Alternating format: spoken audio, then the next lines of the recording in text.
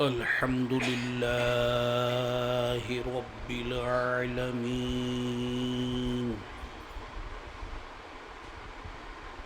والصلاة والسلام على خاتم النبيين وعلى آله وأصحابه أجمعين. أما بعد، فأعوذ بالله من الشيطان الرجيم. بسم الله الرحمن الرحيم. قل إن صلاتي ونسكي ومحياي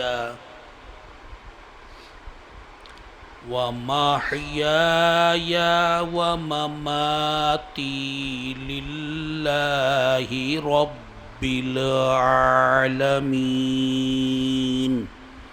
صدق الله العظيم. قال الله تبارك وتعالى في شان حبيبه الكريم: إن الله وملائكته يصلون على النبي يا أيها الذين آمنوا صلوا عليه وسلموا تسليما. الصلاة والسلام عليك يا سيدي يا رسول الله. الصلاة والسلام عليك يا سيدي يا حبيب الله. الصلاة والسلام عليك يا سيدي يا نبي الله، وعلى آلك وأصحابك يا سيدي يا نور الله. محترم بھائیوں اور بزرگوں، ذکر اللہ کے بعد درس تصوف کا جو سلسلہ ایک عرصہ دراز سے جاری ہے، تصوف کا جب نام آتا ہے تو صوفیہ کرام یاد آ جاتے ہیں۔ تصوف دراصل اللہ کے راستے پر چلنے کا نام ہے۔ تصوف کا مقصود اور مطلوب صرف ذات الہی ہے۔ الہی انت مقصودی، اے اللہ میرا مقصود صرف اور صرف تو ہے۔ وَرِضَاكَ مطلوبی، اور میں صرف اور صرف تیری رضا کا طالب ہوں۔ یہ جو دو باتیں ہیں، یہ جو دو راستے ہیں، دو باتیں ہیں، ان کو پانے کا نام تصوف ہے۔ اگر صوفیہ کرام رحمہم اللہ تعالی کی زندگیوں کا، سیرت کا جائزہ لیں تو یہ دو باتیں وہاں ہمیں نظر آئیں گی۔ ان کا مقصود اللہ، ان کا مطلوب اللہ کی رضا، خوشنودی، خوشی، اللہ کی چاہت، ان کی چاہت، اللہ تعالیٰ کی پسند، ان کی پسند۔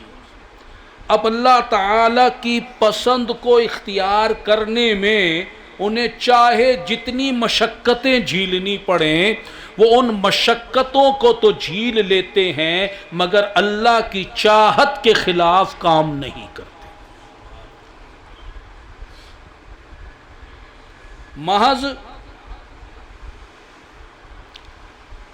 رنگ برنگے کپڑے پہن لینا، کوئی پیلے کپڑے پہن لے، کوئی لال کپڑے پہن لے، کوئی کالے کپڑے پہن لے، کوئی فلاں رنگ کے کپڑے پہن لے، اس سے کوئی صوفی نہیں بنتا۔ بڑے بڑے منکے والی تسبیحاں گلے میں ڈال لی، ہاتھوں میں کڑے پہن لیے، اس سے صوفی نہیں بنتا۔ یہ تو صوفیہ کرام کے کچھ احوال بن جاتے ہیں اس راستے میں چلتے ہوئے۔ تصوف کا تعلق کپڑوں سے نہیں ہے،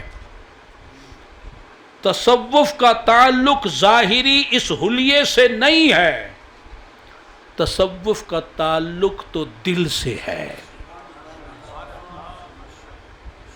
کیونکہ کوئی کسی سے محبت کرتا ہے تو دل میں پیار اور محبت ہوتی ہے، کوئی کسی سے لگاؤ رکھتا ہے تو دل میں لگاؤ ہوتا ہے، کوئی کپڑوں سے محبت کا اظہار نہیں ہوتا،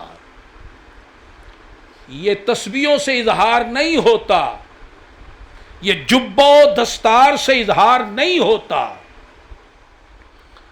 اس لیے کہ صوفیہ کرام دل پر دھیان اور توجہ دیتے ہیں، کس لیے کہ جس کو انہوں نے مقصود بنایا ہے، مطلوب بنایا ہے، محبوب بنایا ہے، اس کی نظر رہتی ہی دل پر ہے۔ مسلم شریف کی حدیث پاک ہے، ان اللہ لا ينظر الى صورکم، کہ اللہ تعالیٰ تمہاری صورتوں کی طرف نہیں دیکھتا، وَلَا إِلَىٰ أَمْوَالِكُمْ، نہ تمہارے مال و دولت و جائیداد کی طرف دیکھتا ہے، وَلَٰكِن يَنظُرُ إِلَىٰ قُلُوبِكُمْ، وہ دیکھتا ہے تو تمہارے دلوں کی طرف دیکھتا ہے، اور ہر وقت دیکھتا ہے، 24 گھنٹے دیکھتا ہے۔ ہم جاگ رہے ہیں، اللہ ہمارے دلوں کو دیکھ رہا ہے، ہم سو رہے ہیں، اللہ ہمارے دلوں کو دیکھ رہا ہے، ہم دوستوں کے درمیان ہیں، اللہ ہمارے دلوں کو دیکھ رہا ہے، ہم تنہائی میں اکیلے بیٹھے ہیں، اللہ ہمارے دلوں کو دیکھ رہا ہے۔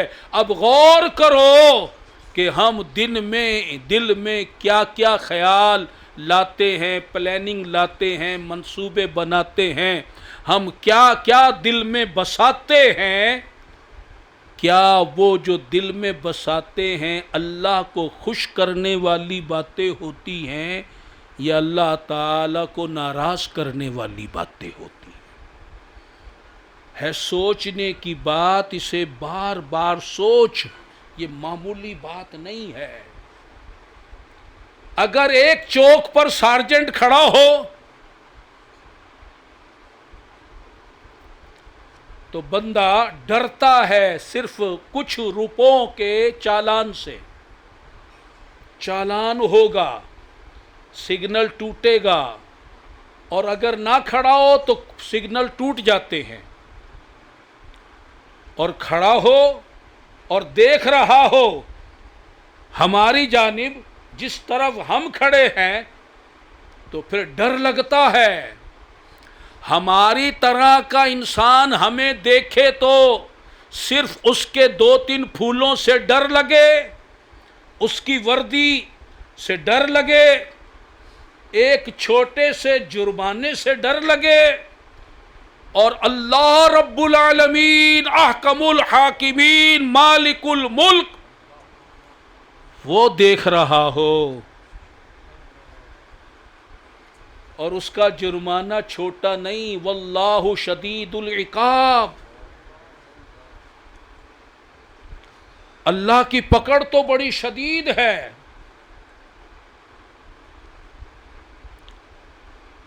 اور ہمیں کوئی پرواہ نہیں کہ مجھے اس ٹائم اللہ دیکھ رہا ہے۔ جس ٹائم کوئی کسی غیر عورت کو تاک رہا ہے تو اسے دیکھ رہا ہے، اللہ تجھے دیکھ رہا ہے۔ جس وقت تو فلمیں ڈرامے دیکھ رہا ہے، اللہ تجھے دیکھ رہا ہے۔ جس ٹائم تو ڈنڈی مار رہا ہے، ملاوٹ کر رہا ہے، چوری کر رہا ہے، خیانت کر رہا ہے، کسی کے مال کو ہڑپ کر رہا ہے، کسی کے ساتھ دھوکہ کر رہا ہے، کسی پہ تو ظلم ڈھا رہا ہے، کسی کو بیجا مار پیٹ کر رہا ہے، تو اللہ تجھے دیکھ رہا ہے۔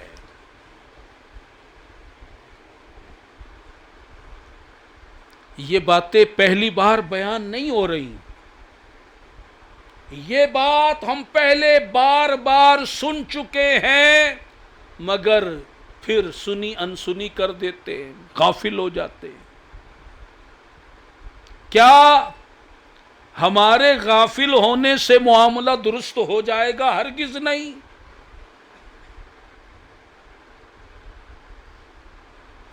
خواجہ اجمیر رحمت اللہ علیہ کے دور میں ایک بدمعاش نے خنجر نکالا اور ایک عورت کو پکڑ لیا۔ لوگوں کا مجمع لگا ہوا ہے، کسی میں جرأت نہیں ہو رہی کہ عورت کو اس سے چھڑائے،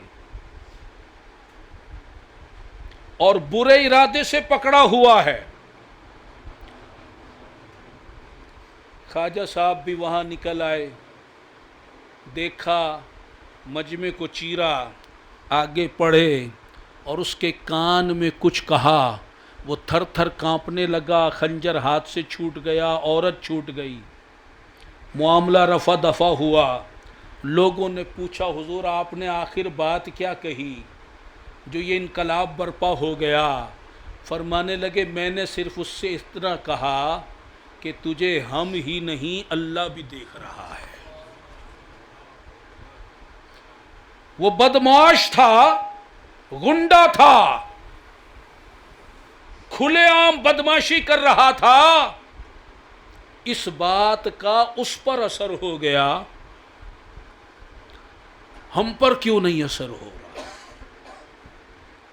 ہمیں خیال نہیں آتا کہ اللہ مجھے دیکھ رہا ہے اور میں اس وقت گناہ چھوڑ دوں، آنکھیں بند کر لوں، بد نگاہی نہ کروں، ڈنڈی مارنا چھوڑ دوں، ملاوٹ کرنا چھوڑ دوں، ماں باپ سے لڑنا جھگڑنا بدتمیزی کرنا بے ادبی کرنا چھوڑ دوں کہ اللہ دیکھ رہا ہے۔ اس نے فرمایا انہیں اف تک نہ کہو، اور میں ماں سے لڑ رہا ہوں، باپ سے الجھ رہا ہوں، بحث کر رہا ہوں،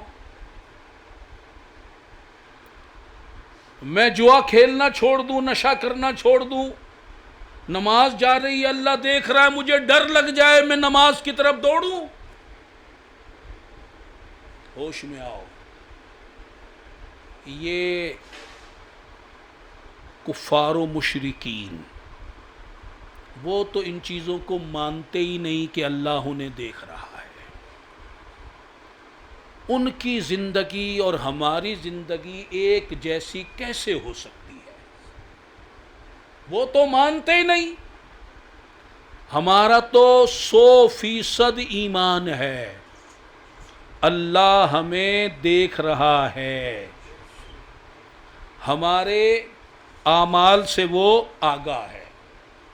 اب دیکھیے اللہ تعالیٰ قرآن مجید میں فرماتا واللہ یعلم ما فی قلوبکم وکان اللہ علیما حلیما، اور اللہ جانتا ہے جو تم سب کے دلوں میں ہے، اور اللہ علم والا ہے، حلم والا ہے۔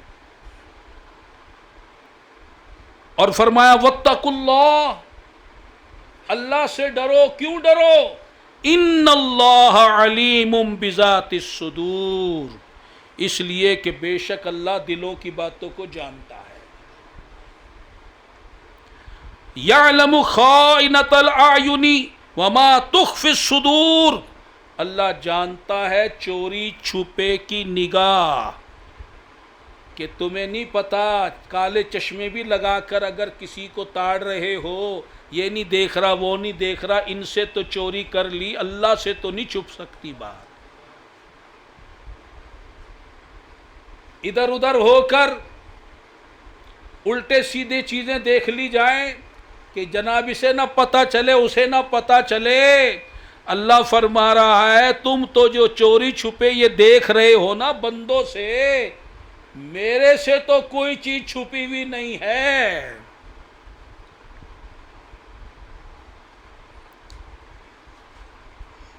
اور اللہ جانتا ہے جو کچھ سینوں میں چھپا رکھا ہے.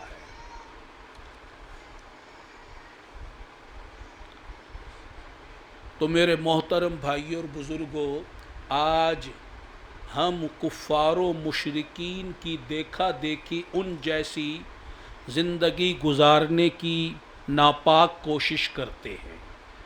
ان کی طرح کھیل کود میں لگے رہو، نیٹ پر لگے رہو، بیہودہ کام میں کرتے رہو، بوائے فرینڈ گرل فرینڈ کا کلچر جو انہوں نے دیا اس میں الجھ جاؤ، دنیا بڑھاتے جاؤ.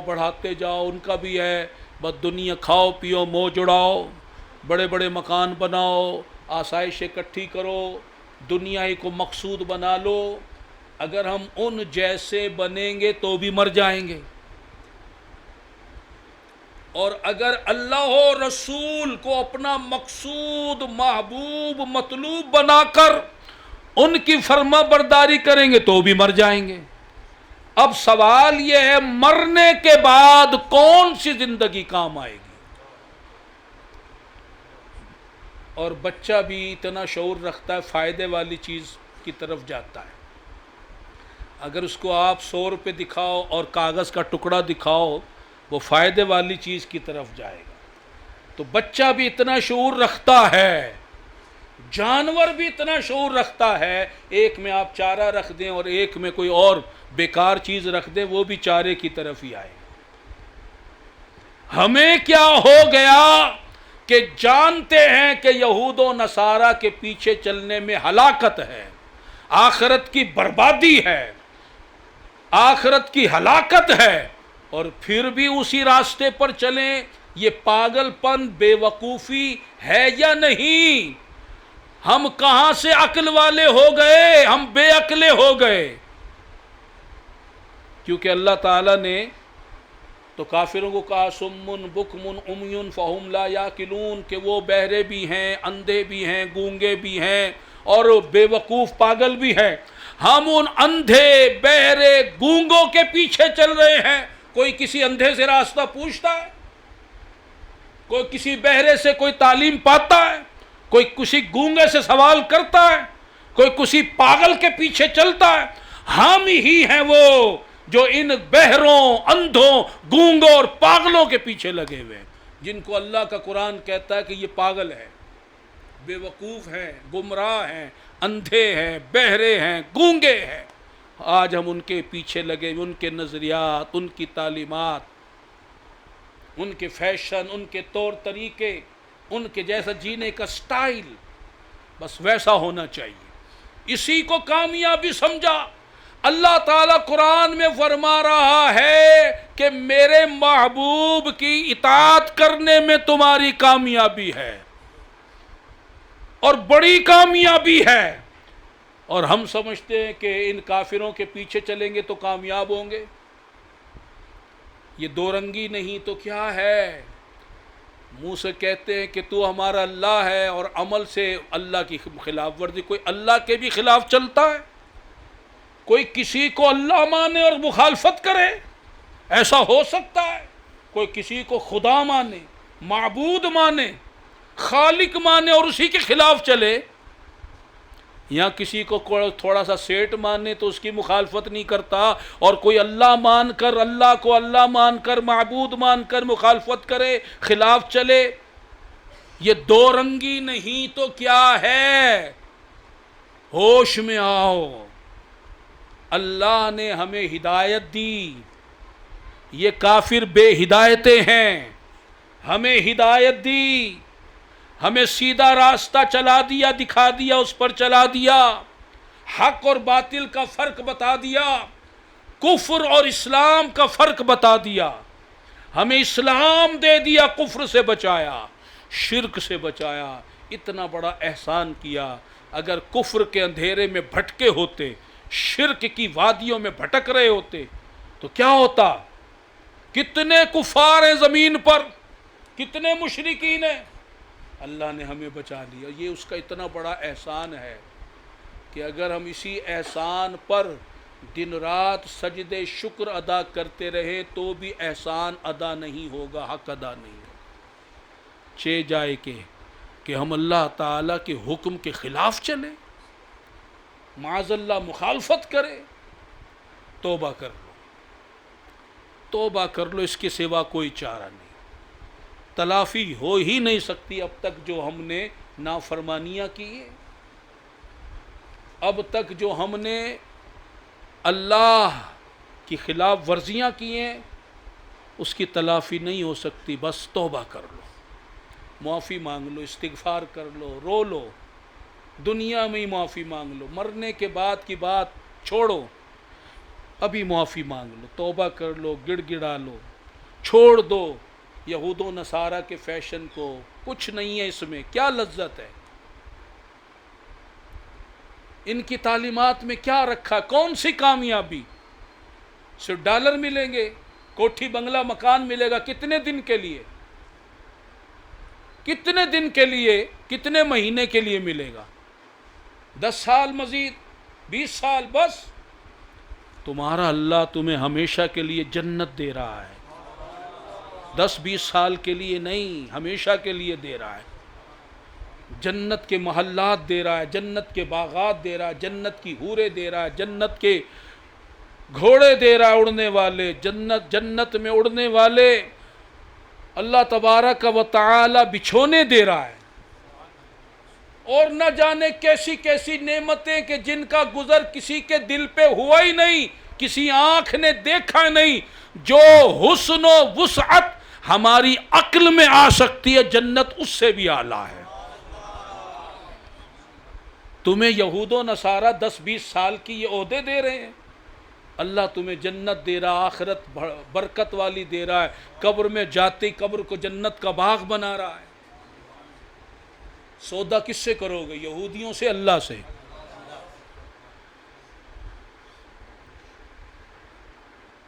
اور اللہ نے تو فرمایا کہ اللہ نے مومنوں سے سودا کر لیا جنت کے عوض۔ تو جب سودا اللہ سے کر لیا تو پھر یہ جان ہماری تو نہ رہی، مال ہمارا تو نہ رہا، خریدا کس نے؟ خریدار کون ہے؟ اللہ۔ ہم نے بیچ دیا، سودا کر دیا، تو اب جو مالک ہے حکم اس کا چلے گا۔ اس نے کہا اس سے نماز پڑھو جسم سے، اب جس جسم کو 5 وقت نماز پہ لگاؤ، اس کو میرا ذکر کراؤ، زبان کو ذاکر بناؤ، دل کو ذاکر بناؤ۔ اس نے کہا بس اس سے اگر کمانا تو کسب حلال، حلال کمانا ہے، اس زبان سے سچ بولنا ہے، ان آنکھوں سے بد نہیں دیکھنا، حرام نہیں دیکھنا۔ تو جب یہ سب کچھ اللہ کا ہے، تھا بھی، ہے بھی اور ہوگا بھی، تو اپنی مت چلاؤ، خیانت مت کرو۔ اللہ تعالیٰ کو خائن لوگ ہرگز پسند نہیں ہے۔ آؤ دعا کرتے ہیں اللہ سے۔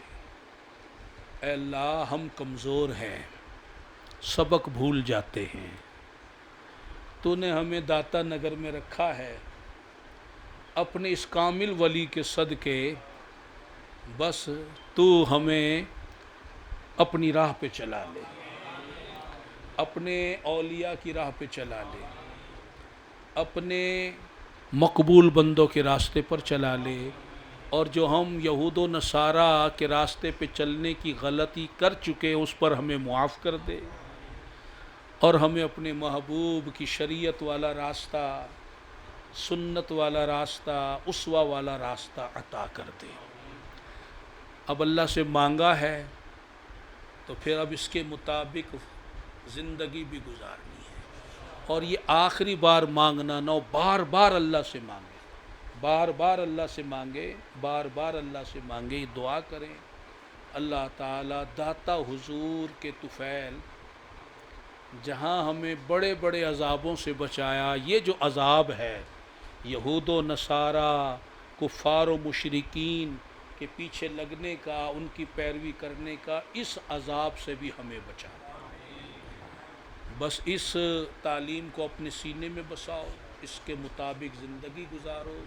الہی انت مقصودی، کہ اے اللہ تو میرا مقصود، وردا کا مطلوبی، اور بس میں تیری رضا کا طالب، اس کو اپنے جینے کا مقصد بنا لو، اس کے مطابق وقت گزارو، کامیابی دنیا میں بھی ملے گی، مرتے وقت بھی کامیابی، قبر میں بھی کامیابی، حشر میں بھی کامیابی، جنت میں بھی کامیابی۔ اللہ تعالی ہم سب کو ہدایت پر رکھے، اپنی راہ میں چلائے، آمین، بجاہ خاتم النبیین صلی اللہ تعالی علیہ وآلہ وسلم۔